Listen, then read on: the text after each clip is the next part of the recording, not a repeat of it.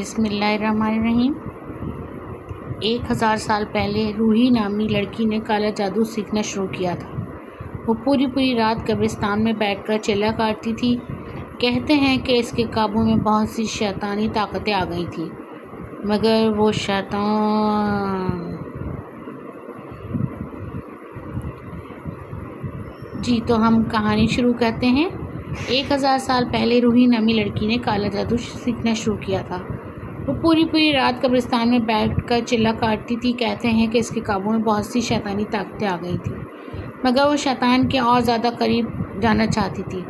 اس کے لیے اس نے شیطان کو خوش کرنے کے لیے اس کے سامنے چھوٹے بچوں کی بلی دینا شروع کر دی۔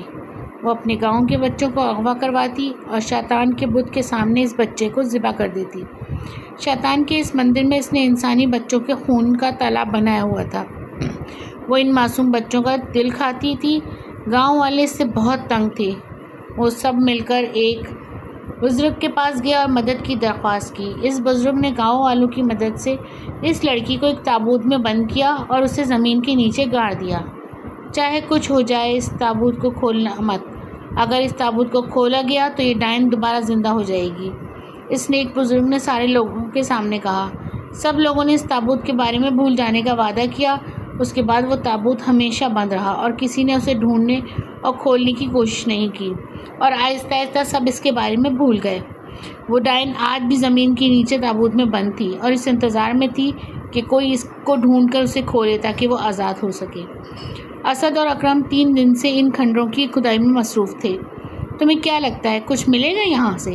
اکرم نے اسد کی طرف دیکھتے ہوئے بولا۔ مجھے کافی امید ہے کہ ہمیں یہاں سے ضرور کوئی کام کی چیز ملے گی، جس کے بعد ہماری تصویریں اخباروں میں لگی ہوں گی، اسد نے مسکراتے ہوئے کہا۔ اکرم بھی اس کی بات پر مسکرا پڑا۔ اسد اور اکرم دونوں کا تعلق محکمہ آثار قدیمہ سے تھا اور وہ مزدوروں کے ساتھ جنگل میں موجود کھنڈروں کی کھدائی کر رہے تھے۔ سر، نیچے سے کچھ ملا ہے، ان مزدوروں کے انچارج نے حامد نے آ کر کہا۔ ہم آ رہے ہیں، اکرم نے مختصر جواب دیا تو حامد سر ہلا کر چلا گیا۔ تمہیں کیا لگتا ہے کیا ملا ہوگا؟ اسد نے پوچھا۔ نیچے جا کر ہی دیکھتے ہیں، اکرم نے جواب دیا۔ دونوں اپنے خیمے سے باہر نکلے جہاں وہ کھانا کھانے کے لیے آئے ہوئے تھے اور نیچے کھنڈر میں چل دیے۔ ایک جگہ انہیں بڑے بت نظر آئے جن کی عجیب سی شکل تھی۔ یہاں ہر طرف سے بدبو آ رہی تھی۔ ایک جگہ اسد کو لگا جیسے اس کے پیروں کے نیچے سے کوئی چیز ہے۔ اس نے مزدور سے وہاں کھدائی کا کہا تو وہاں سے کھدائی شروع ہو گئی۔ نیچے انہیں ایک تابوت نظر آنے لگا، فولاد سے بنا ہوا مضبوط تابوت۔ اسد اور اکرم دونوں کی آنکھوں میں چمک آ گئی۔ اس میں ضرور کوئی ممی یا کوئی خزانہ ہوگا، اسد نے خوش ہوتے ہوئے کہا۔ مجھے بھی ایسے ہی لگ رہا ہے، اکرم نے جواب دیا۔ اس پورے تابوت کو نکال لیا گیا تھا۔ تابوت کوئی زیادہ بڑا نہیں تھا اور نہ ہی زیادہ چھوٹا۔ اسد نے مزدوروں کو وہ تابوت خیمے میں پہنچانے کا کہا اور وہ دونوں اپنے خیمے کی طرف چل دیے۔ تھوڑی دیر بعد وہ تابوت ان کے پاس پہنچ چکا تھا۔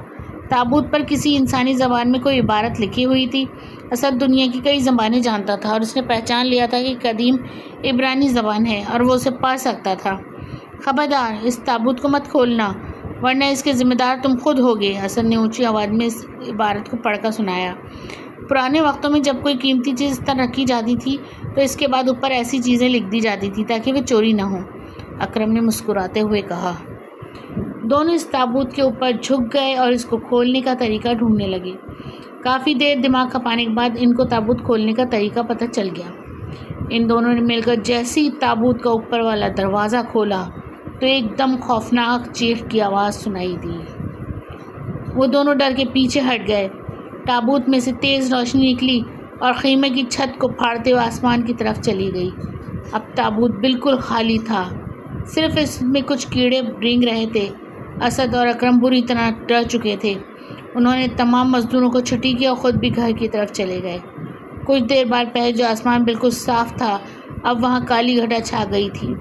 تھوڑی دیر بعد تیز بارش شروع ہو گئی اور ساتھ ہی طوفانی ہوا بھی چل پڑی۔ آسمانی بجلی بھی خنجر کی طرح بار آسمان پر ظاہر ہو رہی تھی۔ اکرم اور اسد کو یقین تھا کہ یہ سب کچھ اس تابوت کو کھولنے کی وجہ سے ہو رہا ہے۔ اس تابوت کو مزدوروں نے دوبارہ انہیں کھنڈروں میں رکھ دیا تھا۔ اسد اور اکرم نہیں جانتے تھے کہ ان کی ایک غلطی کی وجہ سے کیا قیامت آنے والی تھی، اور انہوں نے ایک ڈائن کو آزاد کر دیا تھا۔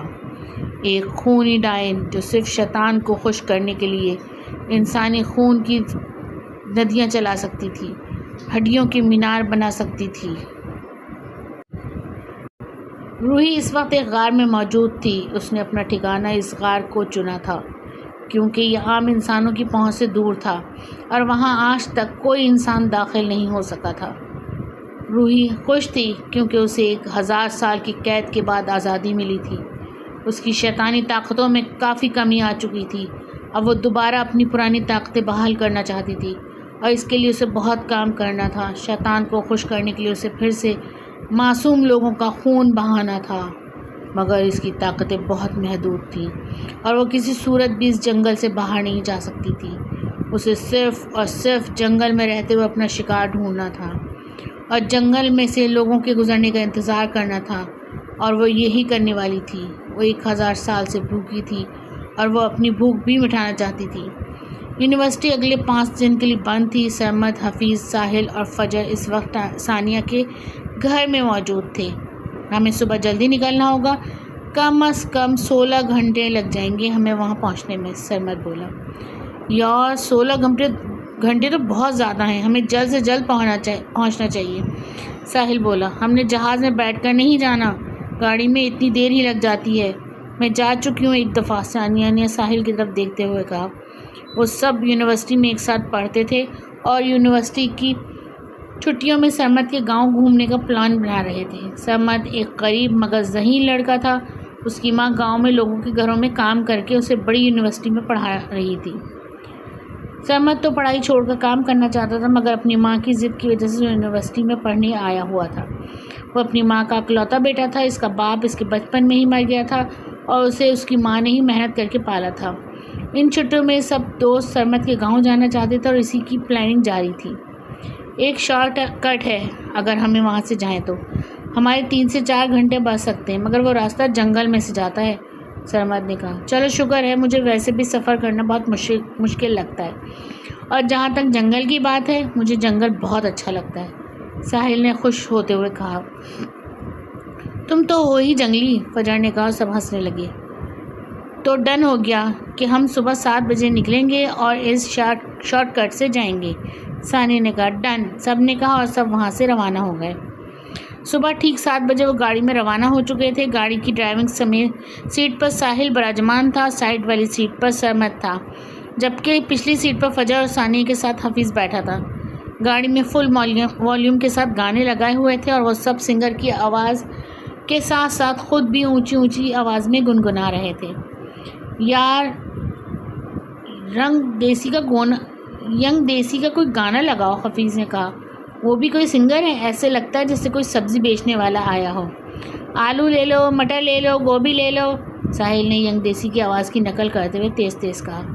سب اس کی بات سن کر زور زور سے ہنسنے لگے۔ اب انہیں 6 گھنٹے ہو گئے تھے۔ اب ڈرائیونگ سیٹ پر حفیظ جبکہ پیچھے ساحل تھا۔ ان کے درمیان نوک جھوک اب بھی جاری تھی اور وہ سب بات بات پر زور زور سے ہنس رہے تھے۔ انہوں نے ایک ہوٹل پر گاڑی روکی اور وہاں سے کھانا وغیرہ کھایا اور تھوڑی دیر بعد ریسٹ کیا۔ اب وہ جنگل میں داخل ہونے والے تھے اور ڈرائیونگ سیٹ پر پھر سے ساحل آ گیا تھا۔ سرمد کو ویسے بھی ڈرائیونگ نہیں آتی تھی۔ آہستہ آہستہ رات کا اندھیرا پھیلنا شروع ہو گیا تھا۔ کافی خوفناک جنگل ہے، پہلے کبھی یہاں سے گزر ہوا ہے؟ ساحل نے سرمد سے پوچھا۔ ہاں، جب کبھی مجھے گھر جلدی پہنچنا ہوتا ہے تو میں یہاں سے جاتا ہوں، ویسے میری ہمیشہ کوشش ہوتی ہے کہ یہاں سے نہ گزروں، سرمد نے کہا۔ ساحل نے حامی سے سر ہلا دیا۔ پیچھے والی سیٹ پر فجر اور ثانیہ اور حفیظ سو رہے تھے۔ ساحل کو بھی نیند آ رہی تھی، مگر اسے مجبوری تھی کہ وہ جاگتا رہے۔ ویسے بھی وہ جلد سے جلد اس جنگل سے نکلنا چاہتا تھا۔ یار کتنی دیر کا راستہ ہے جنگل میں سے؟ ساحل نے سرمد سے پوچھا۔ یہی کوئی 1 گھنٹے کا، سرمد نے جواب دیا۔ اب جنگل میں کافی اندھیرا ہو گیا تھا۔ گاڑی کی ہیڈ لائٹس آن کر لی گئی تھیں۔ ساحل تیز رفتاری کے ساتھ گاڑی کو چلا رہا تھا کہ اچانک تیز چیخ کی آواز جنگل میں گونجی۔ آواز کسی عورت کی تھی اور اتنی دردناک تھی جیسے کسی کو ذبح کیا جا رہا ہو۔ ساحل نے گاڑی روک دی۔ سارے لوگ ان چیخ کو سن کر جاگ گئے تھے۔ اس بات کا اندازہ نہیں ہو رہا تھا کہ آواز کس طرف سے آئی ہے۔ لگتا ہے کسی کو ہماری مدد کی ضرورت ہے، حفیظ نے کہا۔ ہاں مجھے بھی ایسا ہی لگتا ہے، سرمد نے کہا۔ تم لوگ یہاں بیٹھو، ہم دونوں دیکھتے ہیں، حفیظ نے کہا اور سرمد کو اپنے ساتھ آنے کا کہا۔ مجھے ڈر لگ رہا ہے، تم لوگ مت جاؤ، فجر نے ڈرتے ڈرتے کہا۔ تم ڈرو مت، ہم ابھی آتے ہیں، ساحل تم دونوں کے ساتھ ہے، سرمد نے کہا، اور وہ دونوں اندازے سے چیخ والی جگہ کی طرف چل دیے۔ سرمد اور حفیظ صرف اندازے کے مطابق چل رہے تھے۔ حفیظ کے پاس پستول بھی تھا جو وہ ہمیشہ اپنے پاس رکھتا تھا۔ ابھی وہ تھوڑا آگے گئے تھے مگر ان کی آنکھوں کے سامنے جو منظر تھا وہ دیکھ کر ان کے رونگٹے کھڑے ہو گئے۔ سرمد اور حفیظ دونوں مضبوط اعصاب کے مالک تھے مگر اس منظر کو دیکھ کر ان کی چیخ نکل گئی تھی۔ انہیں اپنی سانس سینے میں اٹکتی ہوئی محسوس ہو رہی تھی۔ ان کے سامنے ایک درخت پر 5 لاشیں لٹکتی ہوئی نظر آ رہی تھیں اور وہ لاشیں بالکل ان کی جیسی تھیں، ان کے چہرے، کپڑے، جسم، سب کچھ پانچوں جیسا تھا۔ یہ منظر دیکھتے ہی وہ دونوں واپس گاڑی کی طرف بھاگے۔ ایک دفعہ ایسے ہی جنگل میں سے میں گزر رہا تھا، میرے سامنے شیر آ گیا۔ شیر نے مجھے دیکھا، میں نے شیر کو دیکھا۔ ساحل نے گاڑی میں اپنی کہانی شروع کی ہوئی تھی۔ پھر کیا ہوا؟ فجر نے پوچھا۔ پھر کیا ہونا تھا؟ میں بھاگ گیا، میں نہیں جانتا تھا کہ کوئی معصوم جانور میرے ہاتھ سے مر جائے۔ ساحل نے مسکراتے ہوئے جواب دیا۔ ہاں جی بھائی صاحب ٹارزن تھے پچھلے جنم میں، ثانیہ نے ہنستے ہوئے کہا۔ فجر بھی ہنس دی۔ اچانک ایک طرف سے سرمد بھاگتا ہوا آیا اور گاڑی کا دروازہ کھول کر اندر بیٹھ گیا۔ اس کے رنگ اڑے ہوئے تھے۔ ہائے تمہیں کیا ہوا ہے اور حفیظ کہاں ہے؟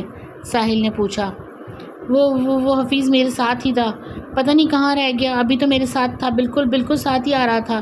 سرمد سے بولا بھی نہیں جا رہا تھا۔ فجر پانی دو، ساحل نے فجر سے کہا تو فجر نے اسے پانی کی بوتل سرمد کی طرف بڑھا دی۔ دو پانی پیو اور آرام سے بتاؤ کہ کیا ہوا ہے، ساحل نے کہا تو سرمد نے پانی کی بوتل کو منہ لگا لیا اور پانی پیا۔ ہاں اب آرام سے بتاؤ، ساحل نے سرمد کو کہا۔ فجر اور ثانیہ بھی سننے کے لیے بے چین تھی کہ آخر ایسا کیا ہوا ہے کہ سرمد اتنا گھبرایا ہوا ہے اور حفیظ غائب ہے۔ وہ ہم نے ایک درخت پر 5 لاشیں دیکھیں، وہ بالکل ہم پانچوں جیسی تھیں، سرمد نے کہا۔ ہمارے جیسے کیسی ہو سکتی ہیں؟ پیچھے سے ثانیہ بولی۔ میں نے جو دیکھا وہ بتا رہا ہوں، سرمد نے کہا۔ اور حفیظ کہاں ہے؟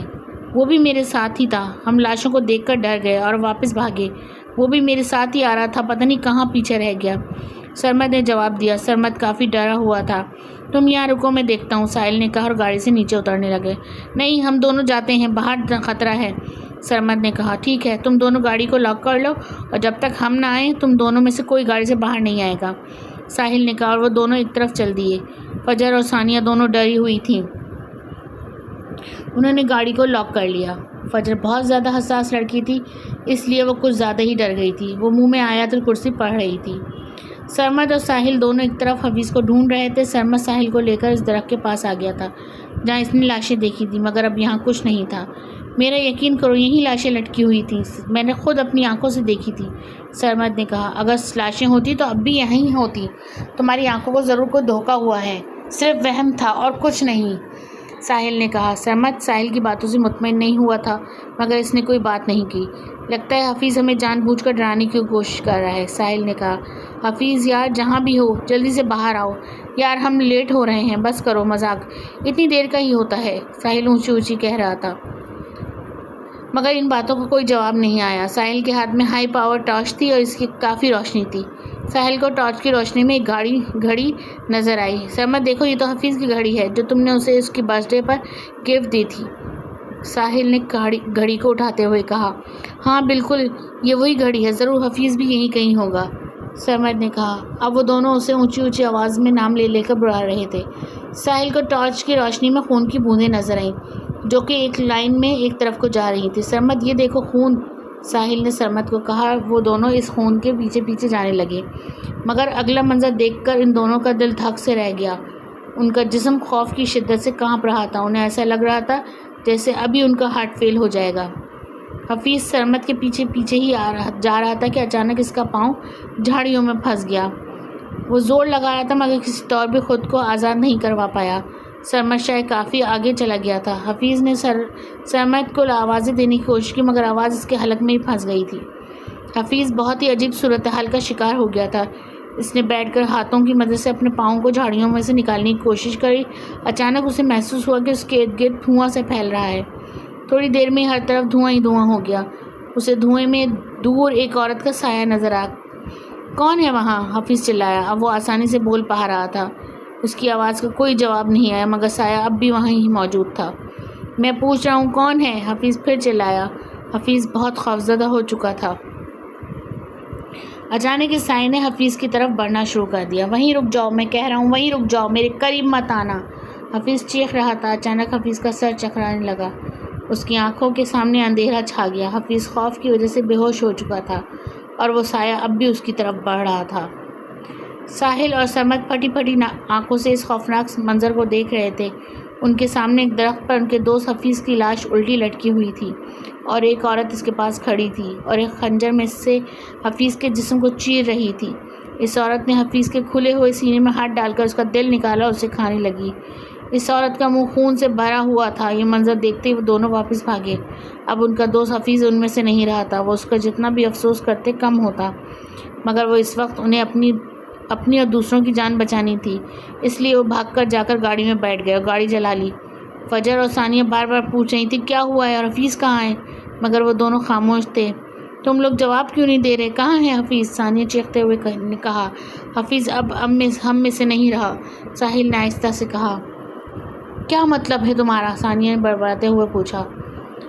مطلب کہ جنگل میں ایک ڈائن ہے جس نے حفیظ کو مار دیا ہے اور اب ہمیں بھی مارنے کی کوشش کر رہی ہے، اس دفعہ سرمد نے جواب دیا۔ اچھا، اب تم لوگ کچھ بھی بکواس کرو گے اور ہم مان جائیں گی؟ ثانیہ چلا رہی تھی، مگر فجر بالکل خاموش سہمی ہوئی بیٹھی تھی۔ میں بالکل سچ کہہ رہا ہوں، میرا یقین کرو۔ سرمد باقاعدہ رو پڑا تھا۔ نہیں، یہ نہیں ہو سکتا۔ ثانیہ نے بھی رونا شروع کر دیا تھا۔ ان دونوں کو دیکھ کر فجر نے بھی رونا شروع کر دیا۔ یار تم لوگ تھوڑے حوصلے سے کام لو، اس وقت ہمیں اپنے حواس کو بحال رکھنا ہوگا اور جلد سے جلد اس جنگل سے نکلنا ہوگا، ساحل نے کہا۔ چلو اب رونا بند کر، رونے سے کچھ نہیں ملے گا، ساحل نے انہیں حوصلہ دیتے ہوئے کہا۔ سرمد تو چپ کر گیا تھا، مگر فجر اور ثانیہ بہت زیادہ ڈر گئی تھی اور چپ نہیں کر رہی تھی۔ ساحل تیزی رفتار سے گاڑی کو چلا رہا تھا، اس کی پوری کوشش کی اس طرح جلد سے جلد یہاں سے نکل جائے۔ اچانک ان کی گاڑی ایک جھٹکے سے رک گئی۔ ریس نے بار بار اسٹارٹ کرنے کی کوشش میں کوئی فائدہ نہ ہوا۔ کیا مصیبت ہے، اسے بھی ابھی بند ہونا تھا۔ میں باہر جا کر چیک کرتا ہوں، تم لوگ یہیں رکو، ساحل نے کہا۔ میں بھی تمہارے ساتھ باہر جاتا ہوں، سرمد نے کہا، اور وہ دونوں گاڑی سے باہر آ گئے۔ ساحل گاڑی کو چیک کرنے لگا، مگر گاڑی بالکل ٹھیک تھی۔ گاڑی تو بالکل ٹھیک ہے، پتہ نہیں کیوں اسٹارٹ نہیں ہو رہی، ساحل نے کہا۔ ایک دفعہ پھر گاڑی اسٹارٹ کرنے کی کوشش کرتا ہوں، ساحل نے کہا، اور وہ دونوں گاڑی میں بیٹھ گئے، مگر بار بار کوشش کرنے کے باوجود گاڑی اسٹارٹ نہیں ہو رہی تھی۔ وہ گاڑی اسٹارٹ کرنے کی کوشش کر رہے تھے، مگر اچانک چھناکے کی آواز آئی اور گاڑی کی ونڈ اسکرین خون سے بھر گئی۔ ان سب نے چیخیں مارنی شروع کر دیں۔ ایک دم سامنے سڑک پر اوپر سے حفیظ کی لاش گری۔ وہ سب بہت گھبرا گئے تھے۔ ساحل بار بار گاڑی کو اسٹارٹ کرنے کی کوشش کر رہا تھا، مگر گاڑی اسٹارٹ نہیں ہو رہی تھی۔ فجر اور ثانیہ اونچی اونچی آواز میں رو رہی تھیں۔ اچانک ان کے ارد گرد دھواں سا ہونے لگا۔ تھوڑی دیر میں ہی دھواں بہت زیادہ پھیل گیا تھا۔ دھوئیں میں انہیں سامنے ایک عورت کا سایہ نظر آیا۔ وہ عورت آہستہ آہستہ ان کی طرف بڑھ رہی تھی۔ اسد اور اکرم ایک ساتھ اکرم کے گھر میں موجود تھے۔ دونوں پریشان دکھائی دے رہے تھے۔ ہم نے انجانے میں کسی شیطانی طاقت کو آزاد کر دیا ہے، اکرم بولا۔ مجھے بھی اس بات کا احساس ہے، یہ غلطی ہم سے ہوئی ہے اور ہمیں ہی اس غلطی کو ٹھیک کرنا ہے، اسد بے چینی سے بولا۔ ہمیں ضرور ڈاکٹر خاور سے ملنا چاہیے۔ اگر پورے پاکستان میں شیطانی طاقتوں کو جاننے والا کوئی ہے تو وہ ڈاکٹر خاور ہی ہے، اکرم نے جواب دیا۔ بالکل، ہاں بالکل، ہمیں جلد سے جلد ڈاکٹر خاور سے ملنا چاہیے، اس سے پہلے کہ دیر ہو جائے، اسد نے جواب دیا۔ اکرم نے ڈاکٹر خاور سے فون پر بات کی اور اپنے آنے کے متعلق بتایا۔ تقریباً 1 گھنٹے بعد وہ دونوں ڈاکٹر خاور کے گھر میں بیٹھے ہوئے تھے۔ اکرم نے ڈاکٹر خاور کو سارا واقعہ بتایا۔ یہ سب کہیں پہاڑی والے جنگل میں تو نہیں ہوا؟ ڈاکٹر خاور نے استفسار کیا۔ جی ڈاکٹر صاحب، یہ سب وہاں ہی ہوا ہے، وہاں ہی کھدائی کا کام ہو رہا تھا، اکرم نے جواب دیا۔ تو ضرور وہ روحی ہوگی جسے تم لوگوں نے نادانی میں آزاد کر دیا ہے، ڈاکٹر نے پریشانی سے کہا۔ کون روحی؟ اسد نے حیرانی سے پوچھا۔ روحی ایک لڑکی تھی جو کالا جادو کرتی تھی۔ اس نے شیطانی طاقتوں کے حصول کے لیے بہت سے بے گناہوں کا خون بہایا تھا۔ وہ ایک ڈائن بن گئی تھی، مگر جب ظلم حد سے بڑھ جاتا ہے تو خدا ہر فرعون کے لیے موسیٰ بھیجتا ہے۔ سارے گاؤں والے اس وقت کے ایک بابرکت بزرگ کے پاس گئے اور مدد کی درخواست کی، اور بزرگ نے اس ڈائن کو ایک تابوت میں بند کر کے زمین میں ہی دفن کر دیا تھا، مگر تم لوگوں کی وجہ سے وہ اب پھر آزاد ہو گئی ہے، ڈاکٹر نے تفصیل سے بتایا۔ اکرم اور اسد دونوں غور سے ڈاکٹر کی باتوں کو سن رہے تھے۔ ہم اپنی غلطی ٹھیک کرنا چاہتے ہیں، کسی طرح بھی آپ ہماری مدد کریں، اکرم نے کہا۔ وہ بہت طاقتور ہے، میں تم لوگوں کو کوئی مدد نہیں کر سکتا، ڈاکٹر نے جواب دیا۔ اسد اور اکرم کے چہرے پر مایوسی پھیل گئی۔ سب لوگ گاڑی سے نکلو اور بھاگو، ساحل نے کہا۔ سب لوگوں نے گاڑی کے دروازے کھولے ایک طرف کو بھاگ گئے۔ جنگل میں وہ سب بنا سوچے سمجھے ایک طرف کو بھاگے جا رہے تھے۔ وہ نہیں جانتے تھے کہ وہ کہاں جا رہے ہیں، بس وہ اس ڈائن سے کہیں دور بھاگ جانا چاہتے تھے۔ وہ نہیں جانتے تھے کہ جب تک جنگل میں روحی ہے وہ جنگل سے باہر بھی نہیں جا سکتے تھے، اور ان پر موت بھی لازم تھی، انہیں مرنا تھا اور ضرور مرنا تھا۔ مگر میں ایک ایسے آدمی کو جانتا ہوں جو تمہاری مدد کر سکتا ہے، ڈاکٹر خاور نے کہا۔ جی کون ہے وہ؟ اسد نے پوچھا۔ صوفی احمد، ڈاکٹر خاور نے جواب دیا۔ جس بزرگ نے روحی کو تابوت میں قید کیا تھا، صوفی احمد انہی کی وہ اولادوں میں سے ہے۔ بہت بڑے بزرگ ہیں، میں ان سے بات کر کے دیکھتا ہوں، ڈاکٹر خاور نے جواب دیا۔ بہت شکریہ آپ کا، اسد نے کہا۔ اب ان کے چہرے پر امید کی کرن نظر آ رہی تھی۔ ڈاکٹر خاور ڈرائنگ روم سے دوسرے کمرے میں چلے گئے اور تھوڑی دیر بعد واپس آ گئے۔ میں نے پتہ کروایا ہے، صوفی صاحب گاؤں میں ہی موجود ہیں، ہم جا کر ان سے مل سکتے ہیں، ڈاکٹر نے واپس آ کر کہا۔ ایک کام میں دیری کیسی، ابھی چلتے ہیں، اکرم نے کہا، اور وہ گاڑی میں بیٹھ کر صوفی احمد کے گاؤں کی طرف روانہ ہو گئے۔ تقریباً 1.5 گھنٹے بعد وہ گاؤں میں صوفی احمد کے گھر کے سامنے کھڑے تھے۔ گھر پرانا مگر شاندار تھا۔ ڈاکٹر خاور نے آگے بڑھ کر دروازے پر دستک دی۔ تھوڑی دیر بعد اندر سے ایک ملازم باہر آیا۔ جی فرمائیے، ملازم نے کہا۔ میں ڈاکٹر خاور ہوں اور ہمیں صوفی احمد سے ملنا ہے، میری ان سے بات ہو چکی ہے، ڈاکٹر نے کہا۔ جی اندر آئیے، آپ کی آمد کی اطلاع مل گئی تھی مجھے، ملازم نے کہا، انہیں اندر لے گیا اور ڈرائنگ روم میں بٹھا دیا۔ صاحب جی ابھی آ رہے ہیں، ملازم نے کہا، انہیں جوس پیش کیا۔ تھوڑی دیر بعد صوفی احمد کمرے میں داخل ہوئے۔ صوفی احمد ایک پر نور اور باروب شخصیت کے مالک تھے۔ انہیں آتا دیکھ کر ڈاکٹر خاور اور وہ دونوں کھڑے ہو گئے۔ تشریف رکھیے، صوفی احمد نے کہا اور خود ان کے سامنے بیٹھ گئے۔ آپ کا بہت شکریہ، آپ نے ہمیں ملاقات کا شرف بخشا، ڈاکٹر صاحب نے کہا۔ ڈاکٹر صاحب یہ تو آپ مجھے شرمندہ کر رہے ہیں، صوفی احمد نے پیار سے کہا۔ اس کے بعد ڈاکٹر خاور نے صوفی احمد سے اسد و اکرم کا تعارف کروایا اور اس کے بعد روحی کے بارے میں سارا کچھ بتایا۔ یہ سب تو بہت برا ہوا، صوفی احمد نے افسوس سے کہا۔ جی مگر اب ہم اپنی اس غلطی کو ٹھیک کرنا چاہتے ہیں اور اس لیے آپ کی مدد کی ضرورت ہے، اکرم بولا۔ یہ سب اتنا آسان نہیں ہوگا، اس میں ہم میں سے کسی کی جان بھی جا سکتی ہے، صوفی احمد نے کہا۔ ہمیں اس بات کا اندازہ ہے، مگر دوسروں کی جان بچانے کے لیے اگر ہماری جان بھی چلی جائے تو خوشی مرنا پسند کروں گا، اکرم نے جوشیلے انداز میں کہا۔ بس اسی جوش اور جذبے کی ضرورت ہے ہمیں، صوفی احمد نے کہا۔ وہ تابوت کیا ابھی بھی وہیں موجود ہے، صوفی احمد نے پوچھا۔ جی وہ تابوت ابھی بھی ان کھنڈرات میں ہی موجود ہے، اکرم نے جواب دیا۔ ٹھیک ہے، ہم کل شام کو ان کھنڈرات میں جائیں گے، اگر اللہ نے چاہا تو اس ڈائن سے پھر دوبارہ وہیں دفن کر دیں گے، صوفی احمد نے پرامید لہجے میں کہا۔ ڈاکٹر خاور نے پھر صوفی احمد کا شکریہ ادا کیا اور جانے کی اجازت مانگی۔ ساحل، سرمد، فجر اور ثانی جنگل میں ایک طرف کو بھاگے جا رہے تھے۔ کافی دیر بھاگنے کے بعد وہ سب تھک چکے تھے۔ جنگل میں دور دور تک کوئی نظر نہیں آ رہا تھا، صرف جانوروں کی آوازیں آ رہی تھیں۔ اچانک ساحل کو دور جنگل میں ایک کھنڈر سے نظر آیا۔ وہ دیکھو وہاں کچھ ہے، ہمیں وہاں جانا چاہیے، شاید ہمیں وہاں مدد مل جائے، ساحل نے اس کھنڈر کی طرف اشارہ کرتے ہوئے کہا۔ ہاں چلو ادھر، سرمد نے کہا، اس کی آنکھیں پھولی ہوئی تھیں اور سانسیں بھی پھول گئی تھیں۔ میں ایک قدم بھی نہیں چل سکتی، فجر نے کہا۔ تھوڑی ہمت کرو، بس تھوڑی ہی دور اور، سرمد نے تھکی ہوئی فجر کو سہارا دیتے ہوئے کہا، اور وہ کھنڈر کی طرف چل دیے۔ کھنڈر کے پاس پہنچتے ہی انہیں اپنے پیچھے سے چیخنے کی آوازیں آنے لگیں، جیسے کافی عورتیں مل کر بین کر رہی ہوں۔ وہ جلدی سے بھاگ کر کھنڈر میں چلے گئے۔ کھنڈر میں معلوم ہوتا تھا جیسے ابھی کھدائی کا کام ہوا ہو۔ ساحل نے آگے بڑھ کر سارے کھنڈر کو دیکھا، شاید کوئی مدد کے لیے مل جائے، مگر کھنڈر بالکل ویران تھا، وہاں صرف چوہے، کیڑے اور چمگادڑیں تھیں۔ یہاں تو کوئی نظر نہیں آ رہا، ساحل نے کہا۔ میرے پاس موبائل فون ہے، ہمیں اپنی مدد کے لیے کسی کو بلانا چاہیے، فجر نے کہا۔ مجھے تو اس بات کا خیال ہی نہیں رہا، ہاں پولیس کو کال ملاؤ تم جلدی، ساحل نے کہا۔ فجر نے اپنے موبائل نکالا اور کال کرنی شروع کر دی۔ یہاں سگنل نہیں آ رہے، فجر نے افسوس سے کہا۔ بار بار کوشش کرو، ساحل نے کہا۔ ہاں کہاں کر رہی ہوں۔ اچانک ہر طرف دھواں پھیلنا شروع ہو گیا، وہ گھبرا گئے۔ دھواں اس ڈائن کی آمد کی نشانی تھی۔ دور انہیں ایک عورت کا سایہ نظر آنے لگا، وہ آہستہ آہستہ ان کی طرف بڑھ رہا تھا۔ کون ہو تم اور کیا چاہتی ہو ہم سے، ثانیہ چیختے ہوئے کہا۔ جواب میں انہیں بلند ہنسی کی آواز سنائی دی۔ ہمیں یہاں سے بھاگنا چاہیے، سرمد نے کہا اور کھنڈوں سے باہر جانے والے راستے کی طرف بھاگا، مگر اپنے سامنے زمین پر سینکڑوں سانپ دیکھ کر رک گیا۔ خوف کی ایک لہر اس کی ریڑھ کی ہڈی میں سرایت کر گئی۔ لڑکیوں نے پھر رونا شروع کر دیا۔ پلیز ہمیں جانے دو، ہم دوبارہ کبھی یہاں نہیں آئیں گے، فجر نے روتے ہوئے کہا۔ ثانیہ نے قریب پڑا ایک پتھر اٹھایا اور اس ڈائن کی طرف پھینکنے ہی والی تھی کہ ایک طرف سے ایک بڑا خنجر اڑتا ہوا آیا اور ثانیہ کے ماتھے میں پیوست ہو گیا۔ ثانیہ کی آنکھیں کھلی کی کھلی رہ گئیں اور اس نے ایک ہچکی لی اور نیچے گر کر ساکت ہو گئی۔ وہ تینوں بھاگ کر ثانیہ کے پاس گئے مگر اب ثانیہ ان میں سے نہیں تھی۔ انہوں نے اونچی اونچی آواز میں رونا شروع کر دیا۔ ڈائن کی کہکہوں کی آواز انہیں واضح سنائی دے رہی تھی۔ ساحل نے ثانیہ کی کہکہوں کی آواز دہشت سے کھلی آنکھوں کو بند کیا۔ وہ سب بے بس تھے، کچھ نہیں کر سکتے تھے۔ وہ جانتے تھے کہ ثانیہ کے بعد اب ان کی باری ہے۔ ڈائن آہستہ آہستہ اب ان کی طرف بڑھ رہی تھی۔ ساحل نے اپنے ہاتھ دعا کے لیے اٹھا دیے تھے، صرف اللہ کی ذات تھی جو انہیں بچا سکتی تھی۔ ساحل کی آنکھوں میں آنسو تھے اور اس کے ہاتھ دعا کے لیے اٹھے ہوئے تھے، جبکہ وہ ڈائن ان کی موت بن کر ان کی طرف بڑھ رہی تھی۔ ان کی موت ان سے صرف چند گز دور تھی اور انہیں اپنی موت یقینی نظر آ رہی تھی۔ گاڑی میں اسد، اکرم، ڈاکٹر خاور اور صوفی احمد موجود تھے۔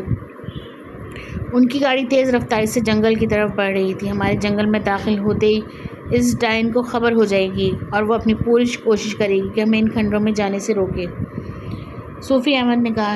چاہے کچھ ہو جائے ہم اس ڈائن کو واپس دفن کر کے ہی رہیں گے، اکرم نے پرعزم لہجے میں کہا۔ ان کی گاڑی جنگل میں داخل ہو چکی تھی۔ وہ جانتے تھے کہ کسی بھی وقت ان کا سامنا اس ڈائن سے ہو سکتا ہے۔ وہ سب ذہنی طور پر تیار بھی تھے۔ وہ آ رہی ہے، صوفی احمد نے کہا۔ اچانک فضا میں چیخوں کی آواز بلند ہونے لگی اور ہر طرف دھواں پھیلنا شروع ہو گیا۔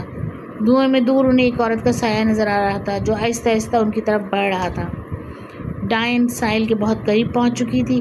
ساحل نے اپنی آنکھیں بند کر لی مگر جب کچھ نہ ہوا تو ساحل نے آنکھیں کھول دیں۔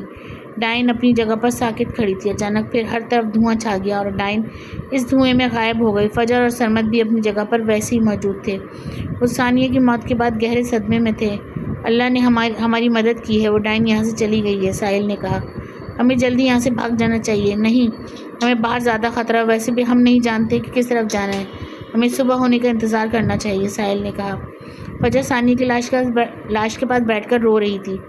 فجر اور ثانیہ اسکول ٹائم کی سہیلیاں تھیں مگر آج ثانیہ فجر کو ہمیشہ کے لیے چھوڑ کر چلی گئی تھی۔ ساحل اور سرمد نے فجر کو حوصلہ دیا۔ یہ رات ان کی زندگی کی بدترین رات تھی۔ انہوں نے اپنے 2 دوستوں کو کھویا تھا۔ وہ زندگی بھر اس رات کو نہیں بھول سکتے تھے۔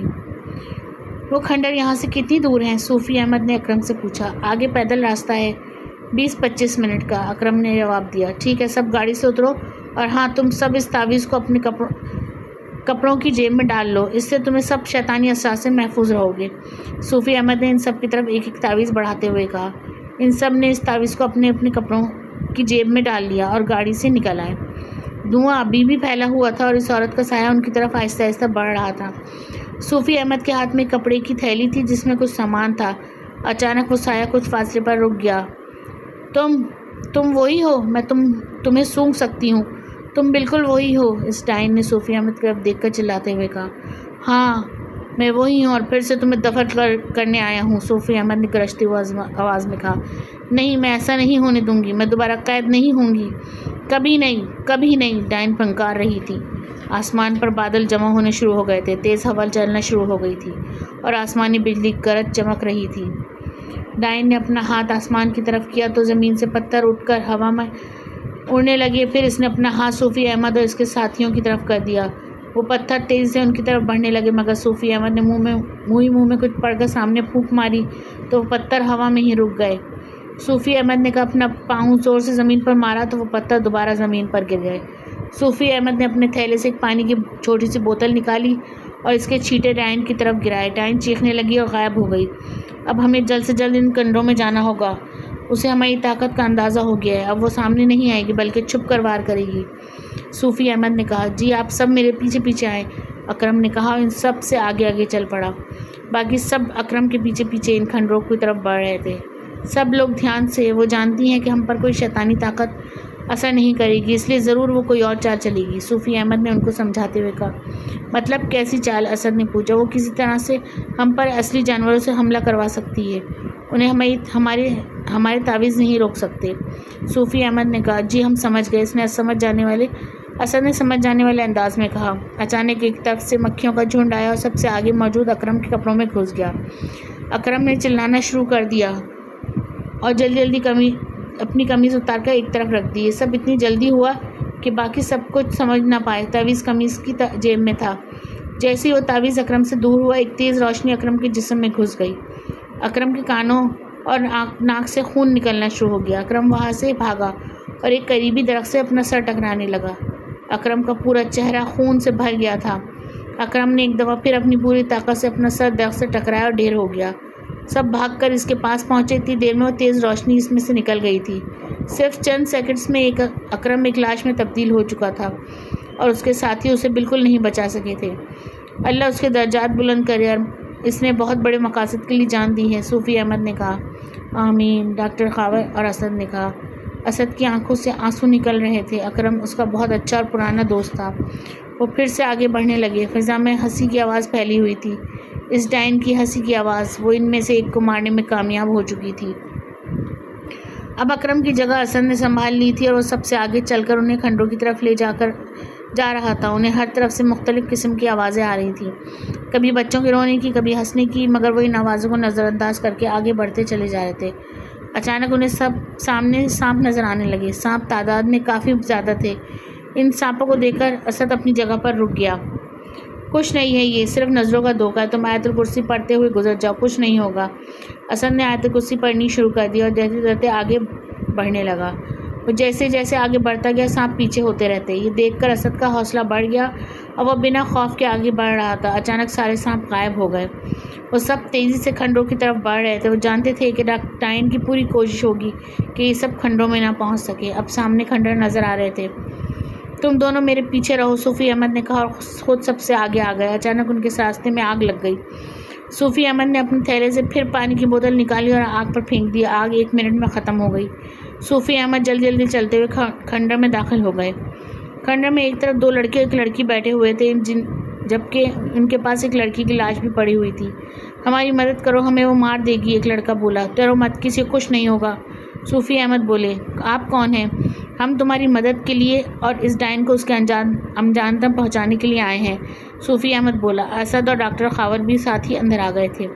وہ تابوت کہاں ہے؟ صوفی احمد نے اسد سے پوچھا تو اسد نے دور ایک کونے میں پڑے تابوت کی طرف اشارہ کیا۔ صوفی احمد نے ایک لڑکوں اور لڑکی کو بھی ایک ایک تعویذ دے دیا۔ صوفی احمد نے اپنے تھیلے سے ایک چاک نکالا، زمین پر ایک دائرہ لگا دیا۔ تم سب اس دائرے میں آ جاؤ، میں اس ڈائن کو یہاں بلانے والا ہوں۔ چاہے کچھ ہو جائے، تم میں سے کوئی اس دائرے سے باہر نہیں آئے گا۔ میں دوبارہ کہہ رہا ہوں، چاہے کچھ بھی ہو جائے، صوفی احمد نے کہا تو وہ سب اس دائرے میں آ گئے۔ صوفی احمد نے اونچی اونچی زبان میں کچھ پڑھنا شروع کر دیا۔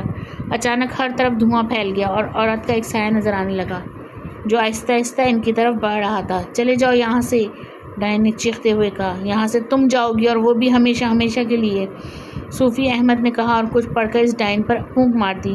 ڈائن چیخنے لگی۔ زمین نے بھی کانپنا شروع کر دیا جیسے کہ زلزلہ آ گیا ہو۔ ڈائن کے جسم کو آگ لگ گئی تھی۔ صوفی احمد آگے بڑھے اور اس ڈائن کو بالوں سے پکڑ لیا، مگر وہ ڈائن اسی وقت غائب ہو گئی۔ باقی سب اس دائرے میں موجود تھے۔ صوفی احمد نے دوبارہ منہ میں کچھ پڑھنا شروع کر دیا اور اپنی انگلی چاروں طرف گھمانی شروع کر دی۔ اچانک ایک طرف آگ کا شعلہ بھڑک اٹھا اور ڈائن نظر آنے لگی۔ آگ اس کے جسم کو لگی ہوئی تھی، وہ بری طرح چیخ رہی تھی۔ صوفی احمد نے اسے بالوں سے پکڑا اور گھسیٹ کر اس تابوت میں پھینک دیا اور اوپر سے تابوت بند کر دیا۔ تابوت بند ہوتے ہی ہر طرف خاموشی چھا گئی اور زمین ہلنا بھی بند ہو گئی۔ صوفی احمد نے ابھی بھی تابوت پر ہاتھ رکھا ہوا تھا اور کچھ پڑھ کر پھونک رہے تھے۔ اب تم سب دائرے سے باہر آ سکتے ہو، ڈائن دوبارہ قید ہو چکی ہے، صوفی احمد نے مسکراتے ہوئے کہا۔ یا اللہ، تیرا لاکھ لاکھ شکر ہے، اسد نے کہا۔ اب اس تابوت کو گہرائی میں دفن کروانا تمہاری ذمہ داری ہے، صوفی احمد نے اسد کو کہا۔ جی میں سمجھ گیا، اسد نے ادب سے جواب دیا۔ ساحل، فجر اور سرمت اپنی جگہ گمسم کھڑے تھے۔ ڈاکٹر خاور نے انہیں سب کچھ بتایا۔ اسد نے وہاں اپنی ٹیم کو بلوا لیا اور اس تابوت کو واپس انتہائی گہرائی میں گاڑ دیا۔ ڈاکٹر خاور اور صوفی احمد بھی واپس چلے گئے۔ ساحل، فجر اور سرمت بھی واپس جا رہے تھے، مگر واپسی پر ان کے ساتھ ان کے 2 دوستوں کی لاشیں تھیں اور وہ یہ رات کبھی نہیں بھول سکتے تھے، کبھی بھی نہیں۔ امید ہے آپ کو یہ کہانی بہت پسند آئی ہوگی، تو انشاءاللہ تعالیٰ پھر ایک نئی کہانی کے ساتھ حاضر ہوتے ہیں۔ امید ہے آپ میرے چینل کو سبسکرائب کریں گے، لائک اور شیئر ضرور کریں گے۔ تو اب ہم آپ سے اجازت چاہتے ہیں۔ شکریہ، اللہ حافظ۔